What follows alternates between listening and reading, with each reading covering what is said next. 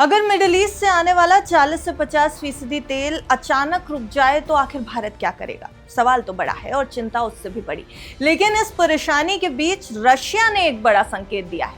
9.5 million barrels crude oil लेकर Russian जहाज अब भारत की ओर मुड़ सकते हैं।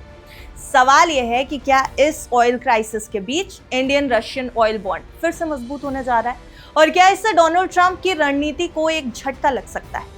इस पूरे सिनारियो को समझना बेहद जरूरी है क्योंकि इंडिया की एनर्जी सिक्योरिटी इस पर डिपेंडेंट है। तो चलिए इस पूरे सीन को समझने की कोशिश करते हैं एकदम आसान भाषा में। हेलो एंड वेलकम, आप देख रहे हैं गुड रिटर्न्स। मैं हूं आपके साथ अर्निमा द्विवेदी। मिडिल ईस्ट में बढ़ते वॉर के बीच भारत की ऑयल सप्लाई को लेकर खड़ी हुई चिंता में एक बार फिर भारत के पुराने साथी ने मदद का हाथ बढ़ाया। रशिया अपने क्रूड ऑयल की सप्लाई भारत की ओर डाइवर्ट करने के लिए पूरी तरह तैयार है। इंडस्ट्री से जुड़े एक सोर्स ने यह बताया है कि करीब 9.5 million barrels Russian crude oil पहले से ही ऐसे वेसल्स में मौजूद है जो इंडियन वाटर्स के आसपास है और जरूरत पड़ने पर कुछ ही हफ्तों में भारत पहुंच सकते हैं। इसका मतलब है कि अगर मिडिल ईस्ट से सप्लाई में रुकावट आती है तो भारत को जल्दी एक ऑल्टरनेटिव ऑयल सोर्स मिल सकता है। असल में इंडिया की स्थिति अभी थोड़ी सी सेंसिटिव मानी जा रही है। कैसे, आपको बताते हैं। देश के पास इस समय क्रूड ऑयल का स्टॉक केवल करीब 25 दिनों की डिमांड के बराबर है। इसके अलावा इंडियन रिफाइनर्स के पास डीजल, पेट्रोल और एलपीजी का स्टॉक भी बहुत लिमिटेड है, बहुत सीमित है। ऐसे में अगर सप्लाई ज्यादा समय तक रुकती है तो समस्या बढ़ जाएगी। अब यही वजह है कि इंडियन गवर्नमेंट और ऑयल कंपनीज अभी से ऑल्टरनेटिव सप्लाई ढूंढने में जुटी हुई है। सरकार को इस बात का अंदेशा है कि मिडिल ईस्ट में चल रहा कॉन्फ्लिक्ट 10 से 15 दिनों तक और चल सकता है, इसलिए पहले से इसकी तैयारी की जा रही है। इस क्राइसिस की सबसे बड़ी वजह स्ट्रेट ऑफ हॉर्मुज की स्थिति है, वहां की कंडीशन है। यह दुनिया का सबसे इंपॉर्टेंट ऑयल रूट माना जाता है और इंडिया के कुल क्रूड इंपोर्ट्स का लगभग 40 से 50% इसी रास्ते से आता है। लेकिन हालिया अटैक्स के बाद ये रूट लगभग बंद हो गया है। ईरान ने भी इस बात का ऐलान कर दिया है। दरअसल यूनाइटेड स्टेट्स और इजराइल ने जब ईरान के टारगेट्स पर स्ट्राइक शुरू किए थे, जिसके बाद ईरान ने जवाबी कार्रवाई में कई वेसल्स को निशाना बनाया। इसके चलते इस अहम सी रूट से ऑयल ले जाने वाले शिप्स के मूवमेंट पर पूरी तरीके से असर आया है। अब इंडिया की रिफाइनरीज रोज करीब 5.6 मिलियन बैरल्स यानी 5.6 million barrels crude oil process करती हैं। यानी अगर सप्लाई में लंबी रुकावट आई तो देश पर एनर्जी नीड्स पर सीधा असर पड़ेगा। इसकी पूरी कंडीशन को देखते हुए रशिया ने इंडिया की मदद के लिए आगे आने के संकेत दे दिए हैं। इंडस्ट्री से जुड़े सोर्सेस का कहना है कि रशिया जरूरत पड़ने पर भारत की कुल ऑयल डिमांड का करीब 40% तक पूरा करने के लिए पूरी तरह तैयार है।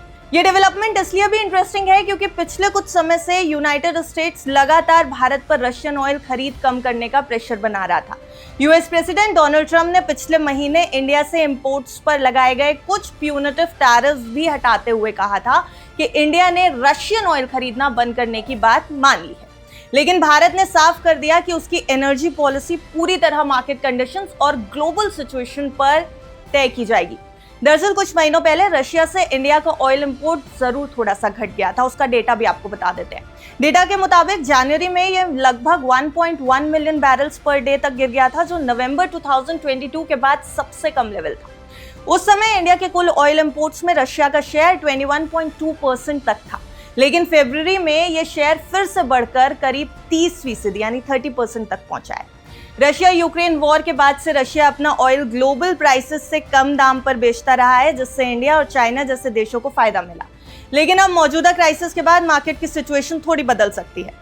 इंडस्ट्री एक्सपर्ट्स का कहना है कि मिडिल ईस्ट से सप्लाई प्रभावित रहती है तो मार्केट में क्रूड ऑयल की कमी होगी और तब ये पूरी तरह सेलर्स मार्केट बन जाएगी, यानी तेल बेचने वाले देशों की बढ़ जाएगी ताकत। और सिर्फ तेल ही नहीं, रशिया ने इंडिया को LNG यानी लिक्विफाइड नेचुरल गैस देने की भी तैयारी दिखा दी है। ये भी इसलिए अहम है क्योंकि इंडिया का बड़ा गैस सप्लायर कतर भी कॉन्फ्लिक्ट बढ़ने के बाद अपना प्रोडक्शन रोक चुका है। अब इसके चलते भारत की कुछ कंपनीज को इंडस्ट्रियल कस्टमर्स के लिए गैस सप्लाई कम करनी पड़ी है।